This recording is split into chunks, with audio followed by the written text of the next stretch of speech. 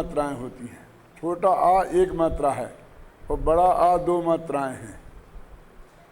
वैद्य doctor होते हैं ना, तो कहते हैं कितनी मात्रा में दवाई देना है, बोलते हैं ना। तो ये एक मात्रा है, जो दो मात्रा है। ऐसे ही जिसमें एक पर्टिकुलर समय लगता है उसे एक मात्रा बोलते हैं, उससे डबल समय लगता है तो दो मात्रा बोलते हैं, और तिगुना समय लगता है तो उसे प्लुप्त बोलते हैं। तुम तो जानते हैं ना विद्यार्थी, प्लुप्त क्या होता है? प्लुप्त का जानते हैं कि नहीं जानते? जैसे अपन ने आ बोला फिर आ बोला, आ का लोग आ नहीं बोल सकते, ए बोलते हैं। ए थोड़ी है वो, आ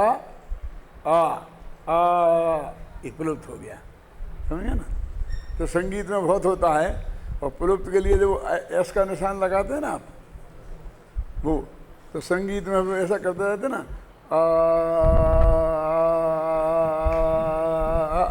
तो वो उतने प्लुप्त के निशान लगाते जाते हैं। मैंने कितनी देर तक इस आ को बोलना है, समझे ना। तो वहाँ पर उसको अपन ज्ञान को ज्ञाना और फिर आवरणा जो लिख नहीं सकते, तो ज्ञान अब वहाँ पर एक प्लुप्त है, तो ज्ञान आवरणादि ऐसा बोलेंगे, ज्ञानावरणादि और ज्ञान आवरणादि, इतना रुकना पड़ेगा वहाँ।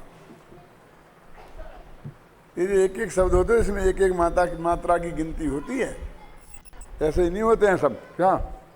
तो वो जो संगीत वाले होते हैं वो फिर ऐसी कोई कमी छंद में होती है तो अपने उच्चारण से उसकी पूर्ति कर देते हैं क्या हैं। और जो आदमी नहीं उसका ध्यान देगा और पूर्ति नहीं करेगा तो उसे लगेगा कि कुछ गड़बड़ हो गई, या लगेगा कि या तो छंद बनाने वाले की गड़बड़ हो गई या पढ़ने वाले की गड़बड़ हो गई, समझ ना।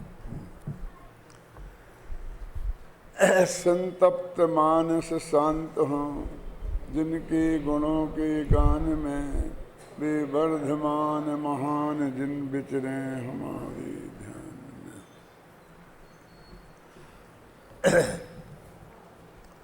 अपनी समय सार की गाथा 137 से 40 तक चल रहा था, और ये समय सार अनुशीलन का पृष्ठ जो है 221, और अमृतचंद्राचार्य की आत्मख्याति टीका अपन पढ़ रहे थे। पर आपको याद होगा कि इसके बीच में सुधा और हरिद्रा दो की चर्चा आई थी।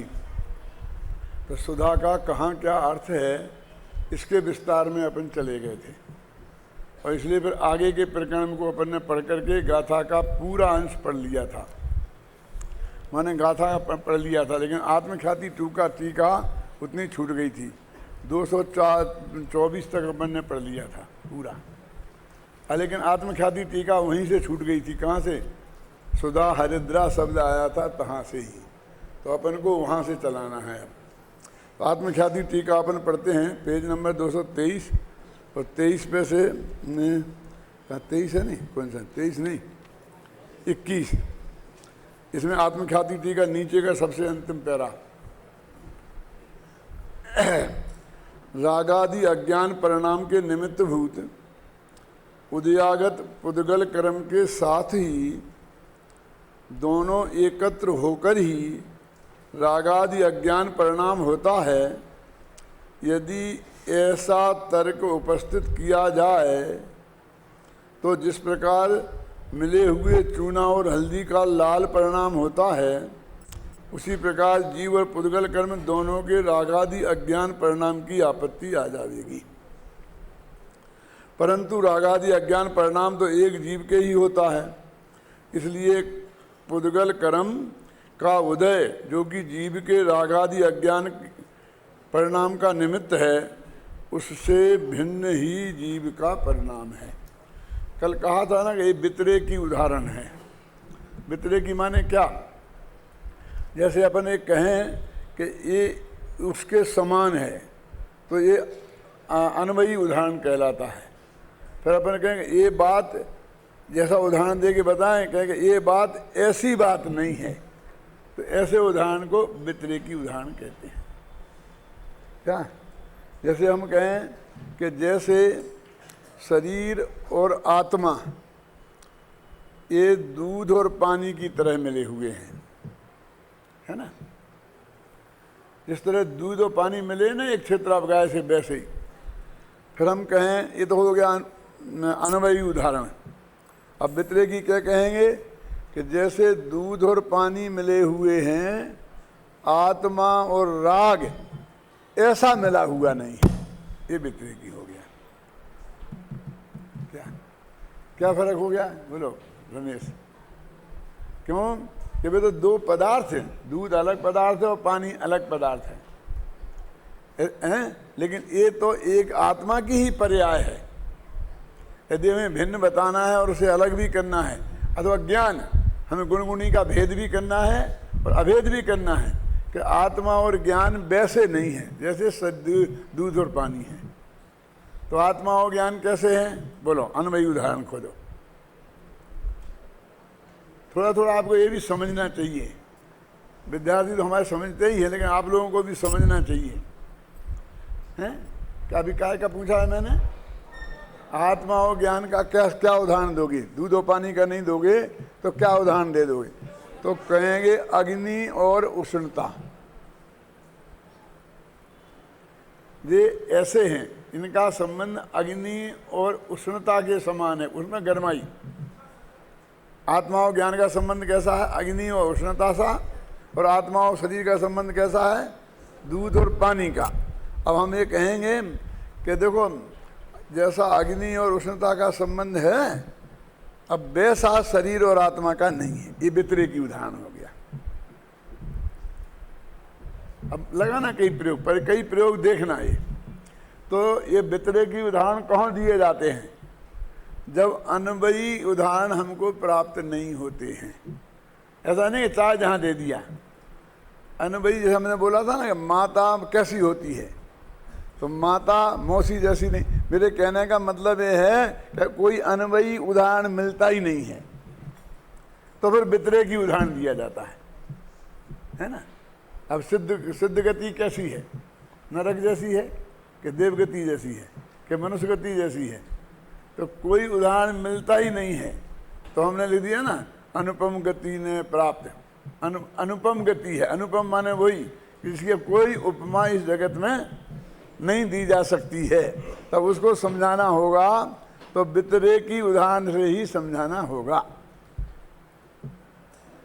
क्या देखो, चौथे गुणस्थान में जो आनंद है वो सिद्धों जैसा तो नहीं है, तो मात्रा उतनी नहीं है, लेकिन जाति की क्वालिटी एक है। इसे बोलते हैं ना, उसमें आता यूँ चिंत निज में फिर भये जिन अकथ जो आनंद लहो सो इंद्र नाग नरेंद्र बा अहिमिंद्र के नाही कहो।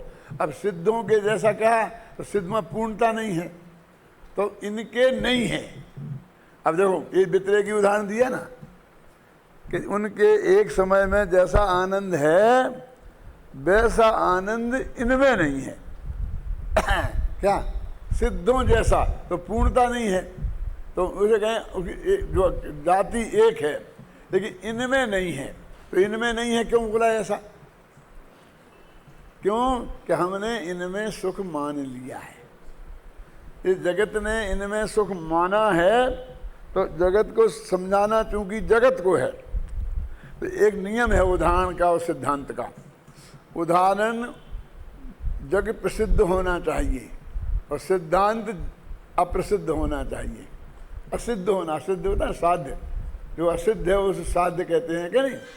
माने जग माने क्या कि इतनी जनता यहाँ बैठी हुई है, तो हमने कोई उदाहरण दिया तो इनमें से अधिकांश 99% लोगों को वो बात ख्याल में होनी चाहिए, और जो सिद्धांत समझा रहे हैं वो इनकी समझ में नहीं होना चाहिए।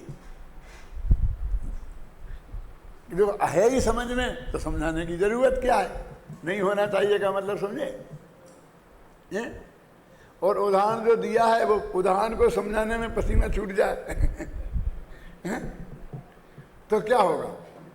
इसे उदाहरण देखिए, मैं कोई कुछ की आलोचना नहीं कर रहा हूँ, लेकिन उदाहरण के लिए बताता हूँ कि जैसे जहर खाते हुए वैद्य मरता नहीं है और शराब पी करके भी अरुचि भाव से पीने वाले को शराब चढ़ती नहीं है, ऐसे ही ज्ञानी को बंध नहीं होता है। अब ये उदाहरण भी उतना ही कठिन है कि शराब पीने वाले को शराब नहीं चढ़े और जहर खाने वाले को वैद्य को जगह जहर नहीं मिले। उदाहरण तो यदि ऐसा होता नहीं मिला होगा आचार्य को, क्यों? इसलिए आगे के आचार्यों को यानी मुकुंद कुंद अमृतचंद्र को, जयसेन को, उसको समझाने में भी स्वयं उठाना पड़ा और उन्होंने कहते प्रतिबंधक शक्ति से संपन्न, प्रतिबंधक शक्ति हो माने जहर खाने के पहले वो जहर को तोड़ने वाली दवा पहले ही ले ली हो, है ना। सांप को है तो सांप का मंत्र जहर को हमको पहले ही पता हो, उनको ऐसा उदाहरण समझाना पड़ा, ख्याल में है ना। हो सकता है कि उस समय कुंद के ज़माने में ये बात सब लोगों को प्रसिद्ध रही होगी, खासकर जिन शिष्यों को लक्ष्य में उन्होंने ये बात लिखी होगी, है ना। देखिए और उदाहरण देता हूँ। यदि कुपास्यात् विनाश संस्तवा प्रमाण शास्त्रे परमोह संभवा। धर्मनाथ भगवान का चरित्र लिखा है महाकवि हरिश्चंद्र ने,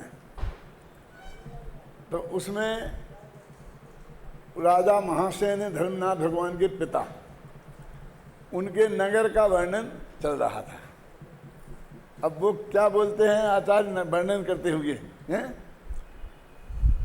यदि कुपास्यात् बिना, यदि किसी का सर्व विनाश देखा जाता था उस नगर में, मैंने कोई आदमी का सर्व विनाश नहीं होता, आदमी मरते तो थे ही, अब ऐसा नहीं कि पूरा परिवार एक साथ मर जाए, लोगों को घाटा भी होता था, लेकिन ऐसा नहीं होता कि करोड़पति रोड़पति हो जाए, इतने पुण्यहीन लोग नहीं थे मतलब। तो सर्व विनाश होता था कि नहीं होता था? तो कहते हैं व्याकरण शास्त्र में ही कुप प्रत्यय का सर्व विनाश होता था।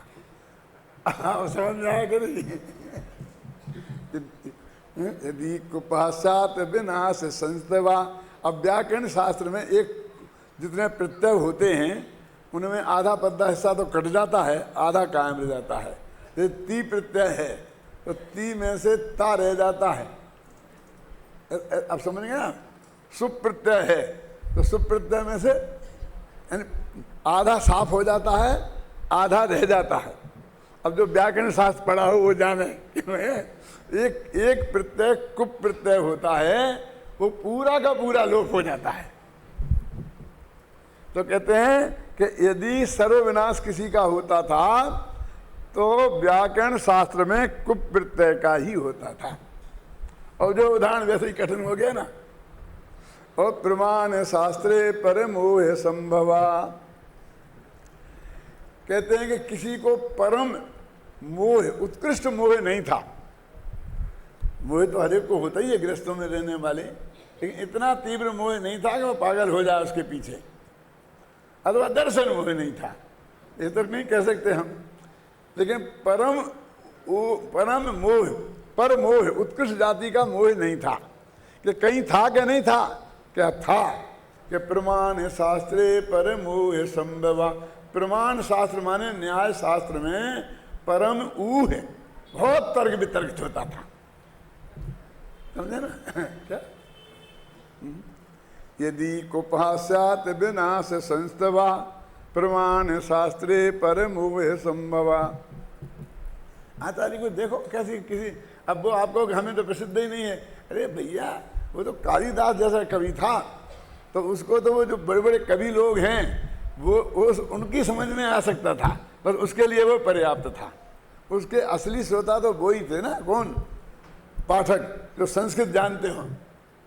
जो संस्कृत नहीं जानते हो वो कैसा हो सकता है? हिंदी में कहीं ऐसा है प्रयोग? बोलो क्यों? हिंदी का कोई उदाहरण है आपको? पढ़े ही कहाँ है जा लोगों ने, पर अभी कोर्स की किताबें पढ़ते हैं, बाहर का तो कोई कुछ पढ़ता ही नहीं है। केशव की रामचंद्रिका में देखना है? उसमें आपको ऐसे उदाहरण बहुत मिलेंगे।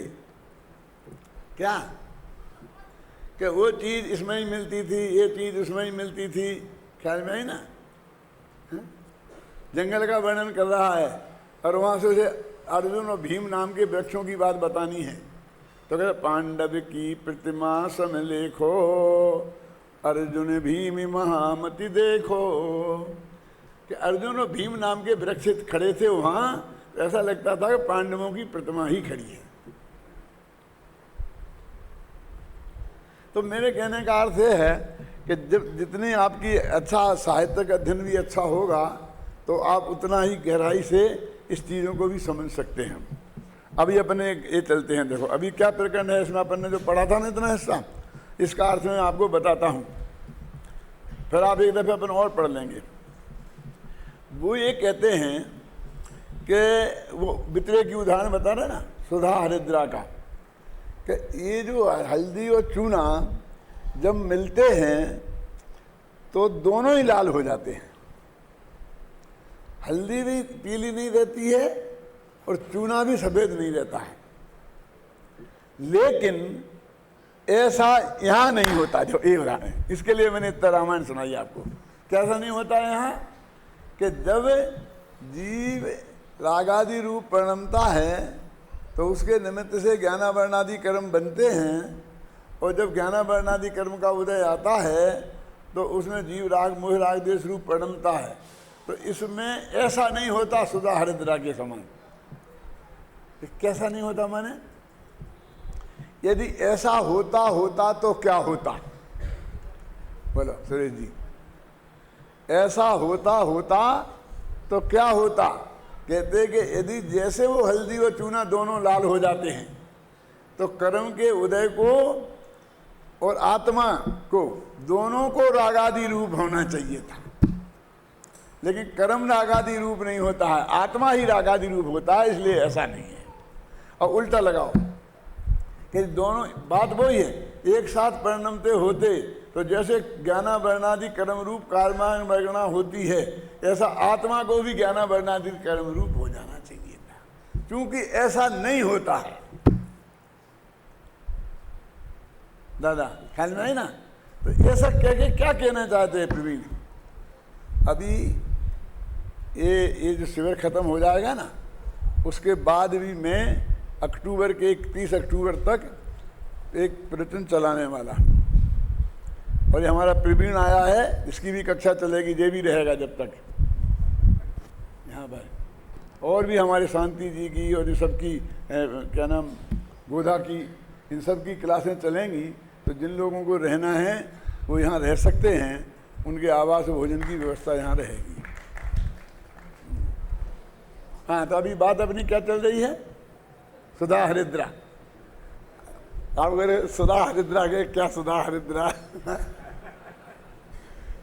कि ऐसा नहीं है, ऐसा कह के क्या कहना चाहते हैं? देखो, ये कहना चाहते हैं कि वे मिले ही नहीं है। यदि मिल गए होते तो दोनों को ऐसा होना ही होता, यानी वो कर्म और आत्मा बिल्कुल मिले ही नहीं है, हल्दी और चूना जैसे भी नहीं मिले, ये कहना चाहते हैं, यानी बिल्कुल जुदे जुदे हैं। निमित्त मात्र होने से क्या होता है? क्योंकि जीव रागादि रूप परिणमित हुआ है, वो अपनी ही क्षमता से हुआ है, अपनी ही पर्यायगत योग्यता से हुआ है, वो कर्म के उदय से नहीं हुआ है।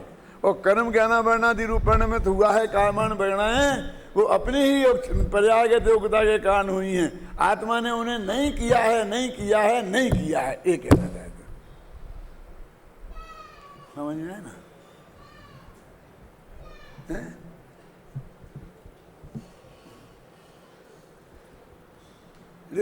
ऐसा उदाहरण देने का क्या मतलब?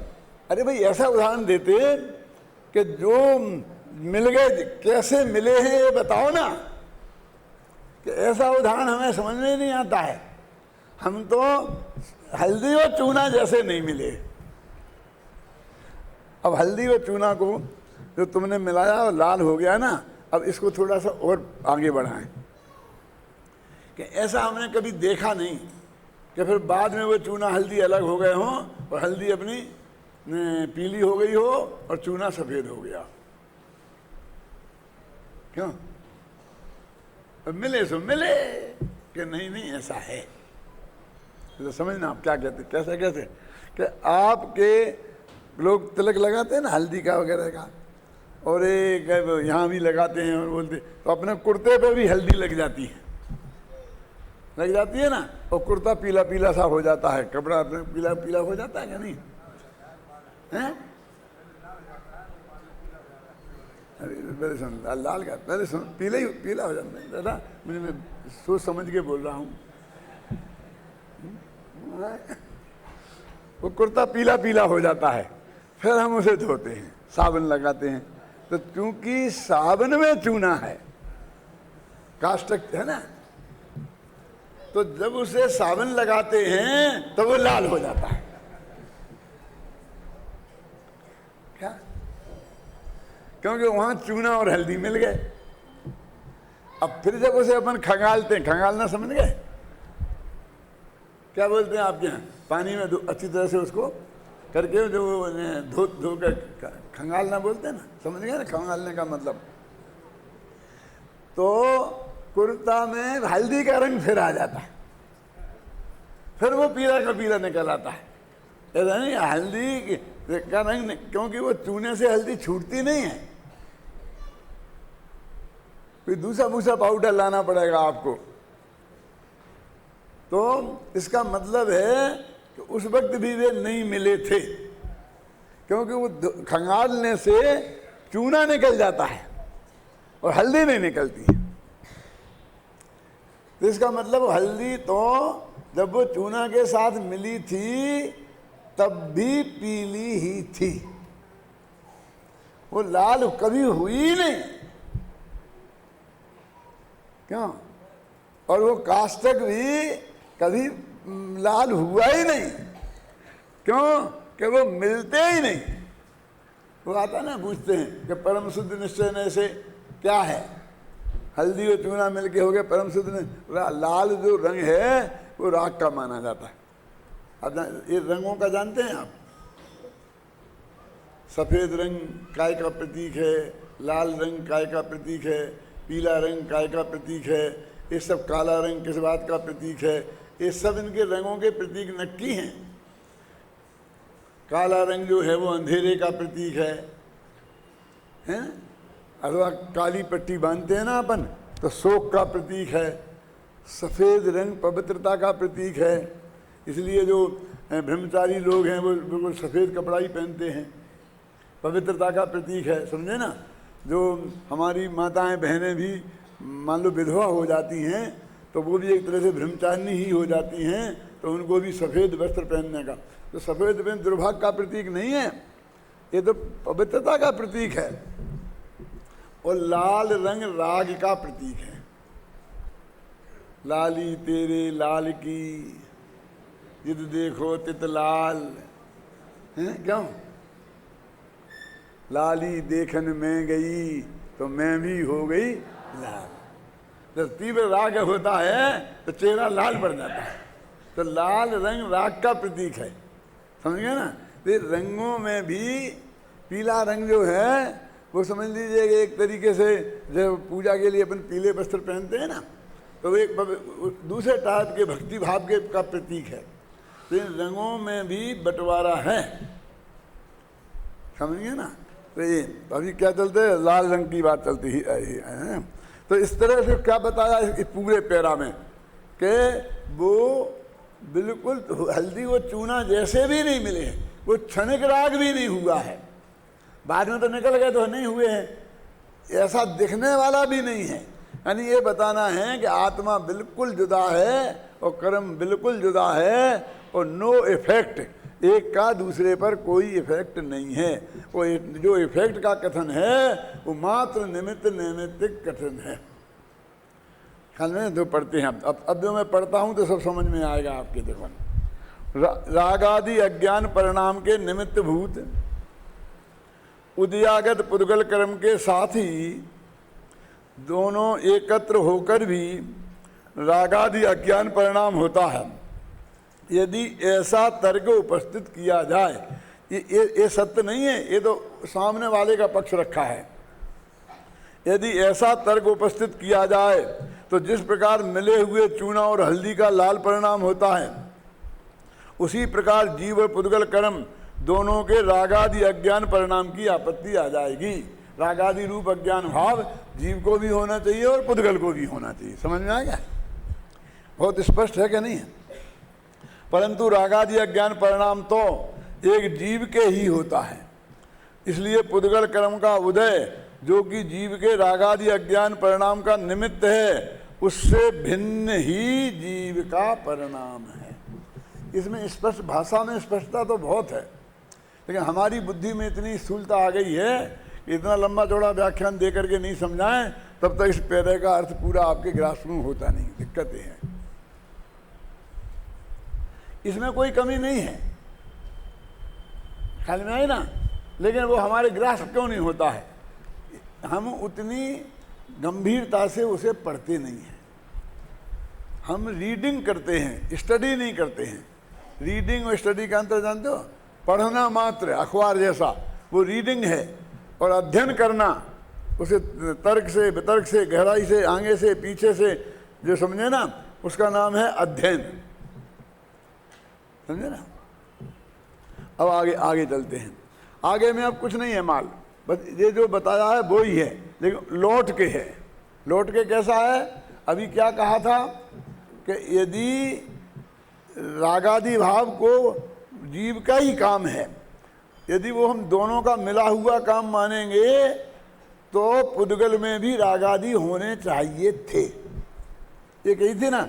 अब उल्टी कह रहे क्या कि यदि हम दोनों को मिला हुआ मानेंगे तो जीव को भी ज्ञाना वर्णादि कर्म रूप परिणमित होना चाहिए।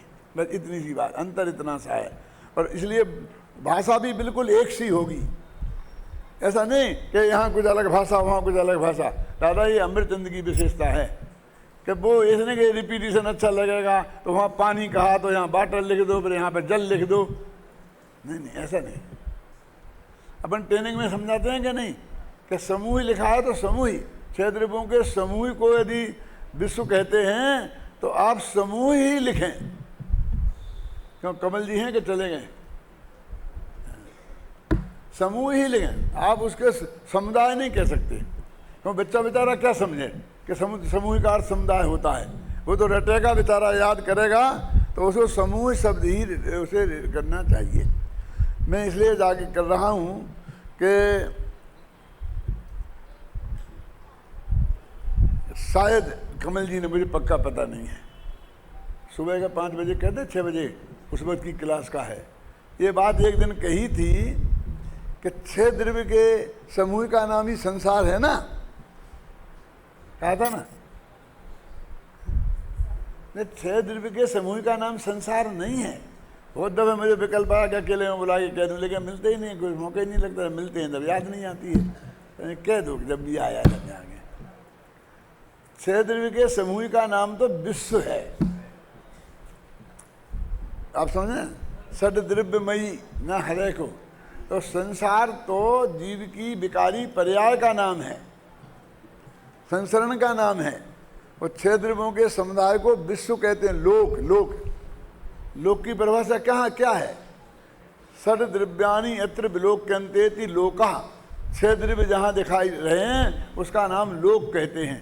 तो 6 द्रव्यों के समुदाय को लोक कहते हैं, संसार नहीं। संसार है तीसरी भावना और लोक है 9वीं भावना। और अपना 12 भावना एक अनुशीलन में इसको बहुत स्पष्ट करके समझाया है, तो आपके ध्यान में आ जाए और सबके में भी आ जाए इस बहाने, है ना। इसलिए मैंने ये बात आपसे कही। मैं ज़्यादातर संभव होता है तो सबके जो यहाँ होता है कार्यक्रम सब सुनता हूँ, क्योंकि इसका मेरा स्पीकर मेरे घर में लगा है। अब हर क्लास का नहीं लग सकता, इसलिए मैं ये सुनता रहता हूँ। अभी देखो पढ़ता हूँ। अब कर्म के परिणाम के निमित्त भूत रागादि अज्ञान परिणाम से परिणमित। अब रागादि अज्ञान क्यों बोलते हैं? रागादि कहते तो अभय जी, क्योंकि वो अज्ञान के 4 भेद अपन ने बताए थे ना वो पिछली गाथाओं में। अज्ञान का उदय है, मिथ्यात्व का उदय है, राग का उदय है, कषाय का उदय है, बताया था ना। इसलिए रागादि अज्ञान रागादि है और मूल तो वो अज्ञान है, इसलिए वो रागादि अज्ञान लगाया हुआ है। मैंने एक एक शब्द पे इसमें विचार करके लिखा है, ऐसा नहीं लिखा है, हैं? क्या रागादि अज्ञान परिणाम से परिणत जीव के साथ ही पुद्गल द्रव्य के कर्म रूप परिणाम होते हैं। यदि ऐसा तर्क उपस्थित किया जाए, बिल्कुल भाषा वैसी की वैसी मिलेगी आपको, तो जिस प्रकार मिले हुए चूना और हल्दी का लाल परिणाम होता है, उसी प्रकार पुद्गल और जीव द्रव्य दोनों के कर्म रूप परिणाम की आपत्ति आ जाएगी। परंतु कर्मत्व रूप परिणाम तो एक पुद्गल द्रव्य के ही होता है, इसलिए जीव के रागादि अज्ञान परिणाम जो कि कर्म के निमित्त हैं, उनसे भिन्न ही पुद्गल कर्म का परिणाम है। मतलब दोनों के बिल्कुल जुदे हैं। कर्म रूप परिणाम है वो कार्माण वर्णना का है, और रागादि रूप अज्ञान रूप परिणाम है वो जीव का है। मतलब दोनों का निमित्त मात्र है। अब निमित्त मात्र कहने से हमें कर्तापन का भ्रम हो जाए तो हम क्या करें? तो निमित्त उपादान का सही स्वरूप समझो तो ये झंझट नहीं हो कि वो बिल्कुल बस मात्र निमित्त है। जैसे मैंने बोला था ना कि देखो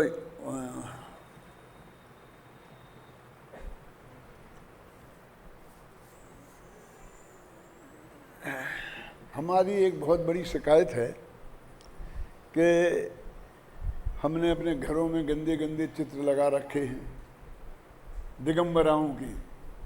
अब दिगंबरों के चित्र लगाने में तो हमारे यहाँ राग द्वेष हो जाता है, क्योंकि फिर हम मुनि पंथी ना हो जाएं, हैं कि तुम मुमुक्षु हो और तुम्हारे यहाँ मुनियों का चित्र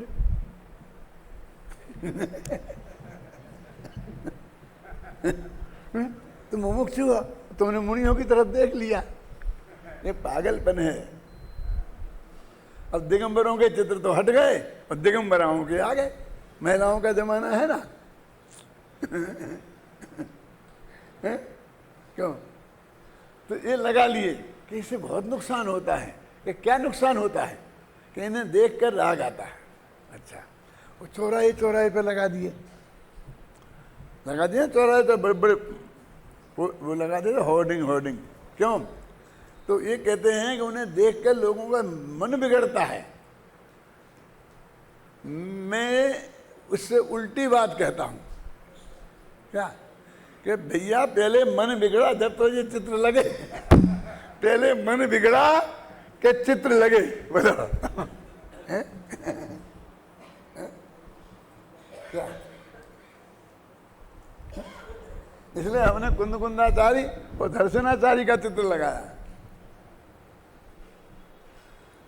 और टोर रमन जी का नाम का स्मारक है तो उनका, और पूज्य गुरुदेव श्री का पुण्य प्रताप है, उनसे तत्व ज्ञान मिला तो उनका।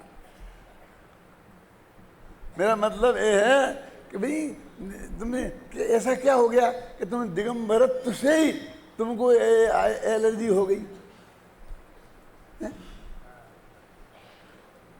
यदि वो दिगंबर धारण करके और फिर वो तत्व ज्ञान समझना चाहता है तो उसने क्या पाप किया? सारे जगत को समझाएं और उन्हें नहीं समझाएं, एक कहाँ का न्याय है?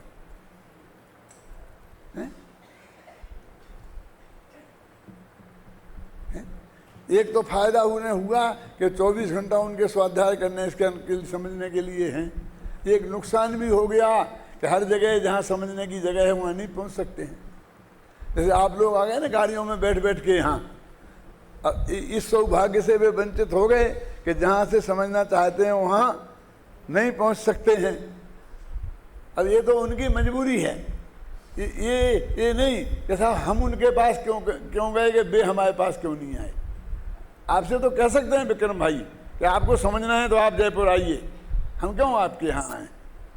कुएं पानी के पास जाता है, क्यों? कुएं के पास प्यासा जाता है कि प्यासे के बाद कुआं आता है? अब जमाना बदल गया है, कुआं हर एक के बैठ उसमें रसोई घर में आ गया है। क्यों कह सकते हैं कि उनको नहीं कह सकते ना।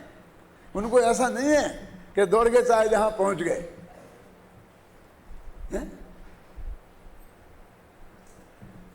तो अब मैं क्या कहना चाहता हूँ कि आपका मन पहले बिगड़ा तब आपके घर में ये दिगंबराओं के चित्र आए हैं। तुम बिगड़ जाएंगे, बच्चे बिगड़ जाएंगे। अरे बिगड़ जाएंगे नहीं, तुम कहाँ खड़े हो, बिगड़ गए हो बिगड़ गए हैं, जाएंगे वाली बात नहीं है।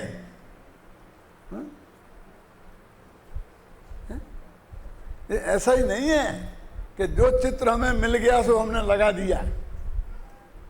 हम ये सब ले करके वो आजकल क्या पद्धति हो गई है, वो क्या प्रतीक क्या बनाते हैं, क्या बोलते हैं उसे, देते हैं भेंट में, हर एक को पंचकल्याणक में 1000 बांट देते हैं, मोमेंटो। अरे वाह, मैंने कहा पागल हो गए हो, क्या करते हो, किसके घर में जगह है इतनी, मेरे को 2000 मिल गए होंगे, मैं कहाँ रखूँ, बम्बई वालों को खड़े होने की तो जगह नहीं है, इस CD DVD रखने की तो जगह नहीं है, एक समय सार रखने की तो जगह नहीं है, ये मोमेंटे कहाँ रखेंगे, कूड़ा करकट में जाने वाले हैं, इनके उनके अलावा किसी को फायदा नहीं होता है।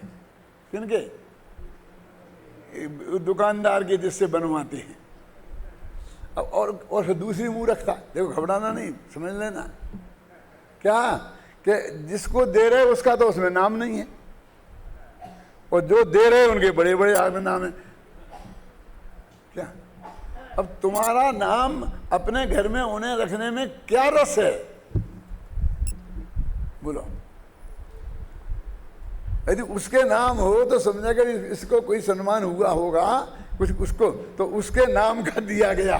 तो कल वो क्या बोल रहा था वैसे, क्या मेमेंटो बनवाना, मेमेंटो मत बनवाओ, क्यों पागल हो रहे हो।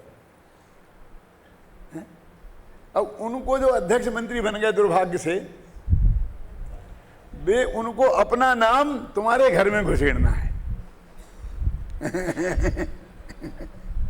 क्यों, ऐसा उल्टा सीधा बनू करके और उसमें अपना नाम लिख देंगे। अब तुम क्यों लगाओगे, यदि तुम्हारा सम्मान हुआ है तो तुम्हारा नाम लिखना चाहिए ना। वे थोक के भाव बनवा लेते हैं, हर एक आदमी बांट देता है, क्यों, हर प्रसंग में बांट देता है। किसी के पास आप जाके देख लो कि तुम्हारा दिया हुआ मेमेंटो उसके घर में कहीं लगा है क्या, किसी के घर में नहीं मिलेगा, है ना मुफ्त की बर्बादी। तो ये तो मैं कह रहा हूँ, ये तो बिगड़ गए। तो ये चित्र हमको ये बताते हैं कि हम क्या हैं, आप समझ आए ना।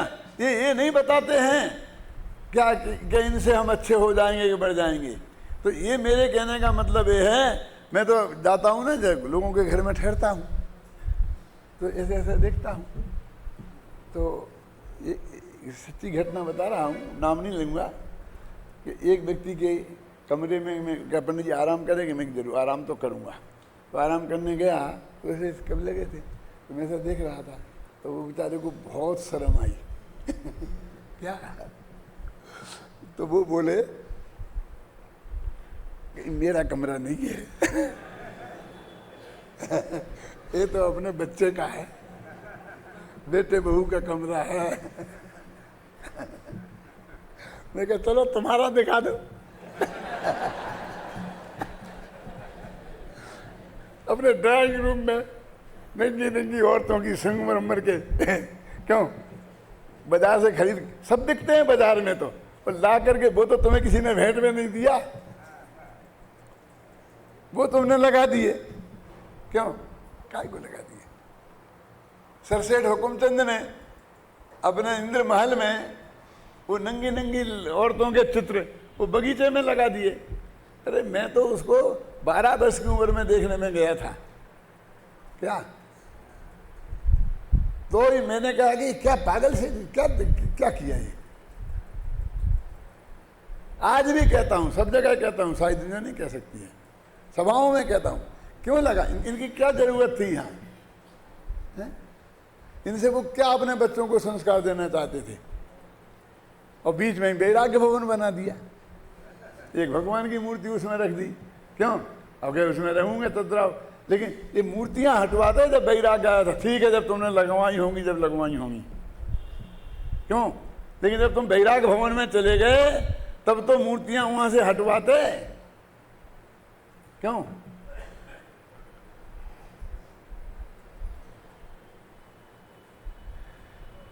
वास्तव में ये कह के क्या कहना चाहता हूं, ये कहना चाहता हूं कि बिगड़े हम पहले बिगड़े, बाद में नहीं बिगड़े, माने उनने हमें नहीं बिगाड़ा। एक द्रव्य दूसरे द्रव्य का करता नहीं है।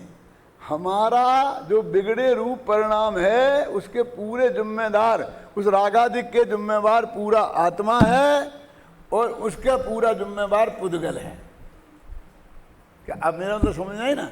हम उन पर आरोप लगाकर, दुनिया के बात पे आरोप लगाकर कि उनसे हम बिगड़ गए, तो इस नगर तो नगर जैसे रहेंगे, राजा तो राजा जैसा रहेगा। आप समझ गए ना? अब उनको हम कहाँ कहाँ हटा सकते हैं? जहाँ हमारा अधिकार है वो हमारी रुचि का द्योतक है, और बाकी सारे जयपुर में लगे हैं, ये हमारी रुचि का द्योतक थोड़ी है। और उनके देखने से हम पे क्या होने वाला है? क्यों? क्योंकि भगवान महावीर का लगाएगा तो वो जैनियों का कहलाएगा, बुद्ध का लगाएगा तो बौद्धों का कहलाएगा, रामकृष्ण का लगाया तो हिंदुओं का कहलाएगा। क्यों? फिर मुसलमानों का, ऐसी है ना सबका। और अमिताभ बच्चन का लगाएगा तो सारे विश्व का कहलाएगा। बिल्कुल वो सांप्रदायिक नहीं है। क्या हो गया है?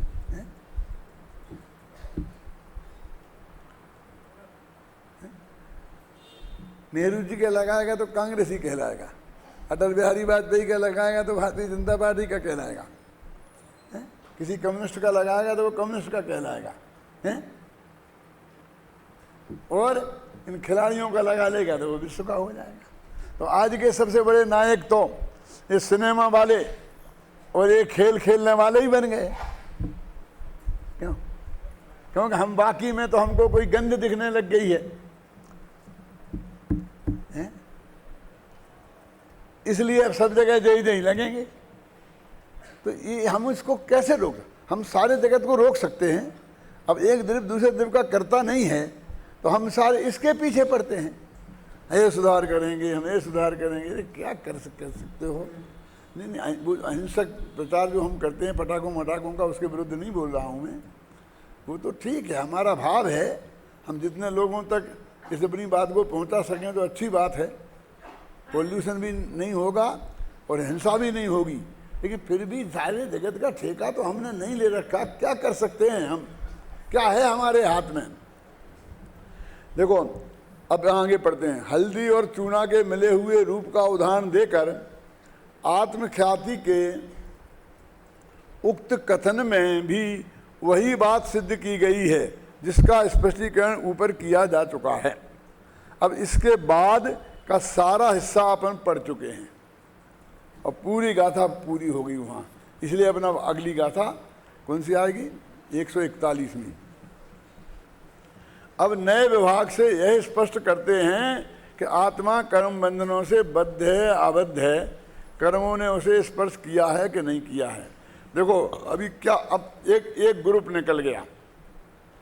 पहले अपना ग्रुप कौन सा चला था? एक ग्रुप था ना 10 गाथाओं का, फिर वो खत्म हो गया। इस शिविर में दूसरी 10 गाथाओं का ग्रुप आया। अब ये 4 गाथाओं का एक ग्रुप है। वो कहते हैं कि तुमने बहुत बातें कही और कभी कहते हो गए मिले नहीं हैं, कभी कहते हो मिले हैं, कभी कहते हो गए करता है स्त्री पुत्रादिक का भी, शरीर की क्रिया का भी, कभी कहते हो राग का करता है, कभी कहते हो नहीं है। आखिर है क्या? क्या प्रश्न खड़ा हुआ कि तुम्हारा भरोसा तो है नहीं। कभी ये समझाते हो कि कर्म का कुछ नहीं किया तेरे मामले में, और कभी ये समझाते हो कि कर्म के उदय में ये हुआ, ऐसा हुआ, फलाने कर्म का उदय आया, फलाने कर्म का उदय आया। फिर अभी कर्णानी योग की क्लास चलेगी तो फिर वो शुरू हो जाएगा। ऐसा लगता है ना, तब वो प्रश्न करते हैं कि तुम हमें बता दो ना कि आत्मा कर्मों से बंधा है कि नहीं बंधा है। अकेले बंधे की बात नहीं है जी, इसमें तो 20 बोल आएंगे, 20 कलश आएंगे कि बंधा है कि छूटा है, एक है कि अनेक है। आप समझेंगे ना? अब वो सारी बातें तो हमें साफ साफ बता दो, हमारी समझ में बहुत गड़बड़ होती है। तब वो एक प्रकरण 4 गाथाओं में शुरू करते हैं और जिसमें अंत तक फिर वो ये सत्य जानकर अपने आत्मा का अनुभव कैसे करना यहाँ कर्ता कर्म अधिकार समाप्त होगा, तो वो 4 गाथाएं शुरू होती हैं। जीवे कम बद्धम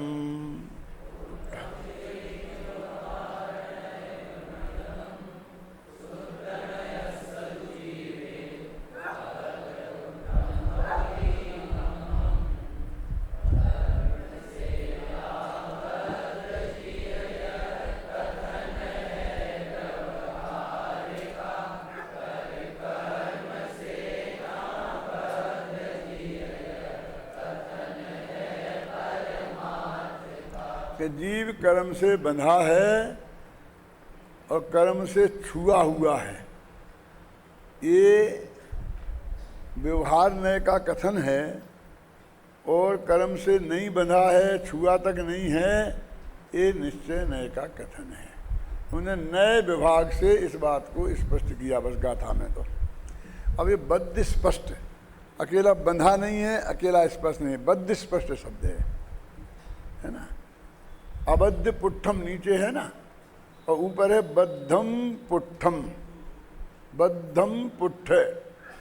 अब यद्यपि वो बद्धम पुट्ठम एक होना चाहिए, क्यों बद्ध स्पष्ट और अबद्ध स्पष्ट, लेकिन वो गाथा में अल्प विराम यहाँ लेना है, रुकना यहाँ है।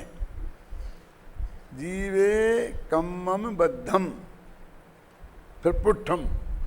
अब ये छंद का अनुरेध है, वैसे तो दोनों मिले हुए होना चाहिए। आप कहोगे नीचे अबद्ध पुट्ठम को तुमने मिला दिया और बद्ध पुट्ठम को अलग कर दिया, तो प्रूफ रीडिंग की दृष्टि से ये गलत है। क्या, या तो तुम मिलाओ और या अलग करो, दोनों एक रूपता तो रखो भले आदमी। आप समझ गए ना कि जैसे मान लीजिए मैंने बताया टोडर मल जी, तो टोडर मल, इनको टोडर और मल ऐसा अलग अलग लिखना है कि इकट्ठा, और जी इसे अलग लिखना है कि इकट्ठा, टोडर मल जी लिखना है, तो कोई दिक्कत नहीं, आप जो भी नक्की करो, लेकिन उसको फिर हर जगह वैसा ही का वैसा रखो ना। लेकिन तुमने एक लाइन में लिख दिया टोडर मल जी अलग है, दूसरे नीचे लिख दिया मिला दिया जी, इसका मतलब तुमको कुछ होश नहीं है, तुमको हिंदी की एक लाइन लिखना नहीं आती। क्यों? एक रूपता तो होती। तो पहला पॉइंट तो ये कि आप उसके प्रति सेंसिटिव हैं कि नहीं। अब दूसरा पॉइंट है कि अब मिला के लिखें कि इकट्ठा, जी मिलाएं कि नहीं इकट्ठा करें, तो उसके अंदर भी है कि एक शब्द को तोड़ा नहीं जा सकता। तो टोडर मल जी नाम है, तो हमको इकट्ठा लिखना चाहिए। टोडर मल, टोडर और मल नहीं लिखा, हुकुम और चंद नहीं, हुकुम चंद नाम है ना, ख्याल में है ना। यदि ऐसा करेंगे तो मालूम है क्या करेंगे, गुजराती समझेंगे कि हुकुम तो मेरा नाम है और चंद मेरे बाप का नाम है, और अमेरिका वाले समझेंगे कि इनका फर्स्ट नेम ये है और लास्ट नेम ये है, समझ गए ना। लेकिन मेरा लास्ट नेम तो भारल है और फर्स्ट नेम हुकुम चंद है। आप समझ आए कि नहीं आई?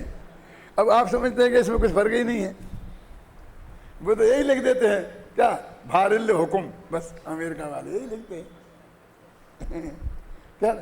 तो उसमें आपकी जो नाम लिखने में जो आपकी स्टाइल है, उसमें से वो बात निकलती है। तो आपको अब इसमें या अबद्ध पुट्ठम या बद्ध पुट्ठम, या तो मिलाओ या अलग करो।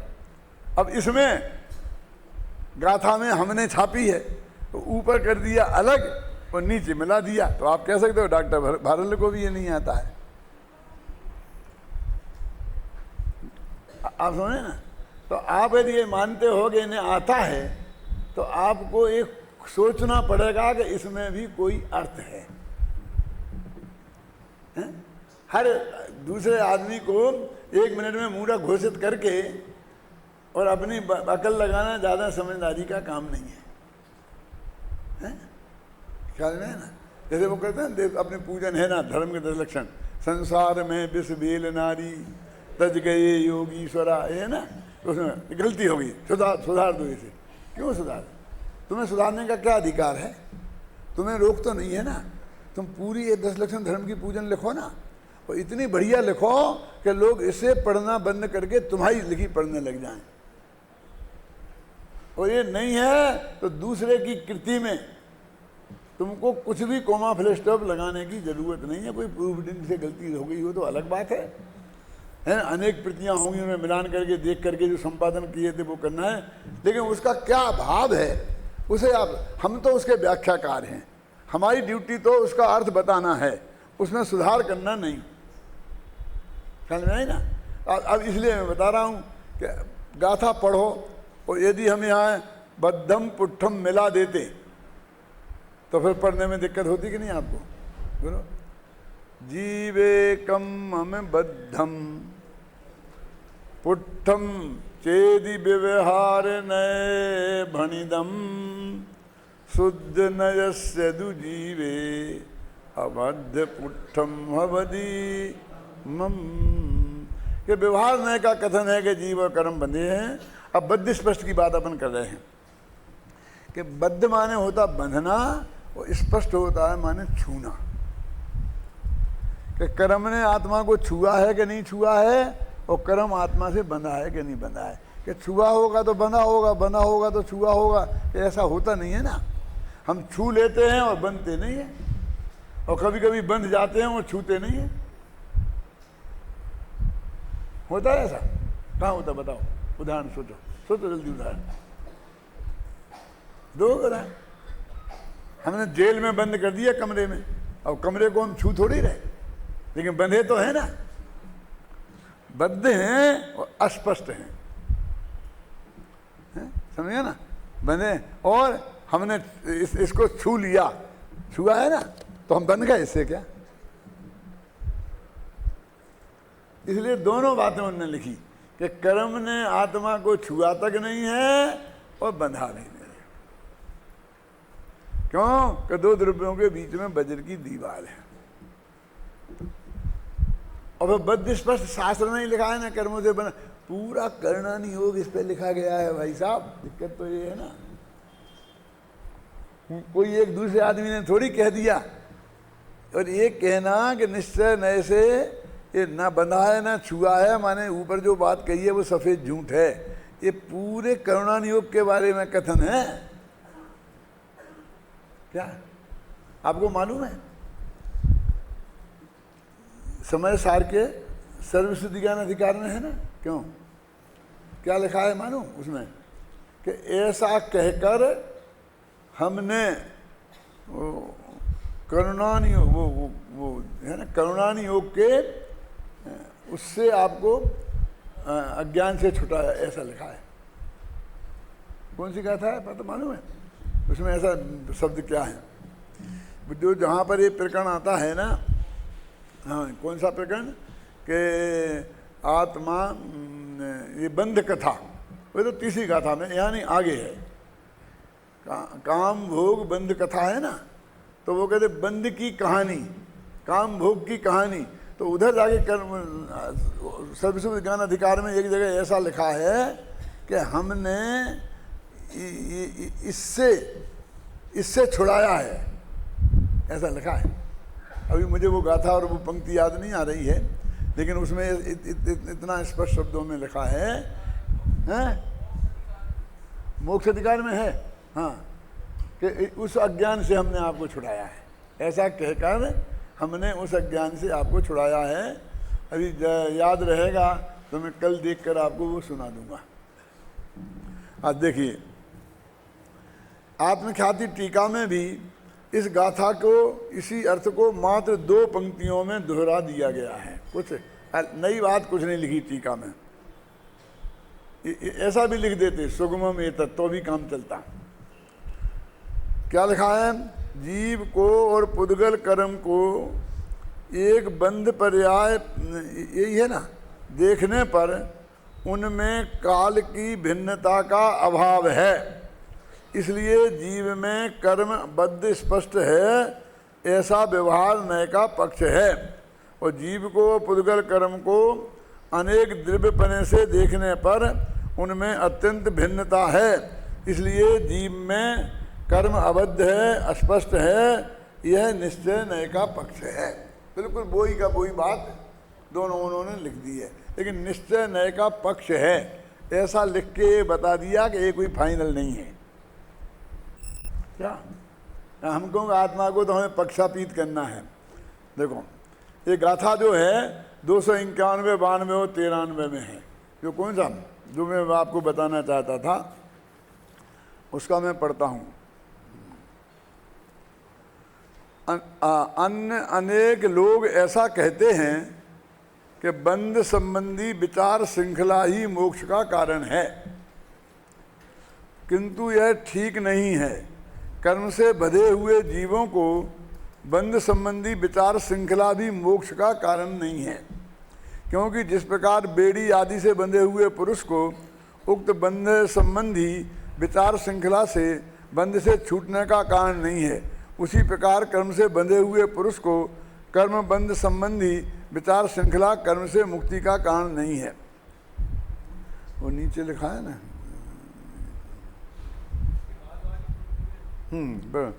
नहीं है।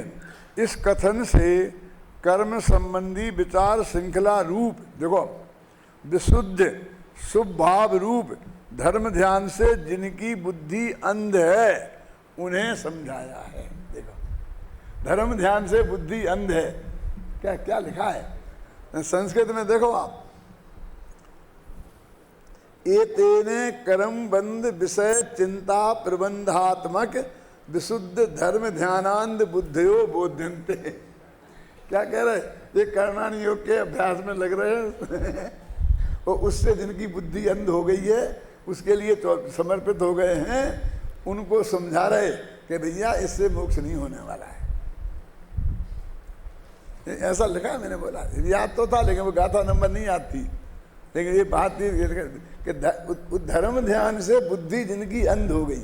कौन सा धर्म ध्यान बोलो, विपाक विचय नामक धर्म ध्यान, क्या है ना, आज्ञा विचय, उपाय विचय और विपाक विचय धर्म ध्यान से जिनकी बुद्धि अंध है।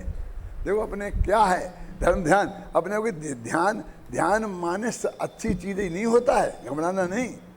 ध्यान ध्यान ध्यान ध्यान क्या क्या ध्यान, ध्यान आर्थ ध्यान भी तो ध्यान है, रौद्र ध्यान भी तो ध्यान है, क्यों? वो जो शुद्ध आत्मा का ध्यान है वो धर्म है। और मैंने अपने ध्यान के स्वरूप में यही तो लिखा है। ये बहुत से लोग मेरे शत्रु हो गए, ये ध्यान के विरोधी हैं, ध्यान के विरोधी हैं। कहाँ हूँ, आर्थ ध्यान का विरोधी हूँ ना, रौद्र ध्यान का विरोधी हूँ ना। अब ये आचार्य कहते हैं कि धर्म ध्यान से बुद्धि जिनकी अंध हो गई है। आचार्य का, अमृतचंद्राचार्य का वचन है, इसमें कोई शंका कर सकता है ना। देखो इसलिए सर्वश्रेष्ठ तो अध्यात्म ही है, इसमें कोई शंका की बात नहीं है, और बाकी सब सहयोगी हैं। वो कोई ये बात नहीं, मैं तो बताऊँ ना, यहाँ तक लिखा है। पूज्य गुरुदेव सिंह ने कहा तो कहाँ, आखिर ये गाथा आएगी, ये पंक्ति आएगी तो इसका अर्थ हम करेंगे कि नहीं, इस पर हम ये लिखेंगे कि नहीं, अनुशीलन में लिखना चाहिए हमें कि नहीं, हम कोई टीका में लिखना चाहिए कि नहीं, क्यों? और आपका जब तक हम ध्यान आकर्षित नहीं करेंगे तो आपके ख्याल में ये बात कैसे आएगी, है ना। तो इस तरीके से अपनी ये गाथाएं चल रही हैं, 4 गाथाओं का ग्रुप चलेगा, और मैं समझता हूँ कि इस ग्रुप को अपन 31 तारीख तक पूरा कर लेंगे।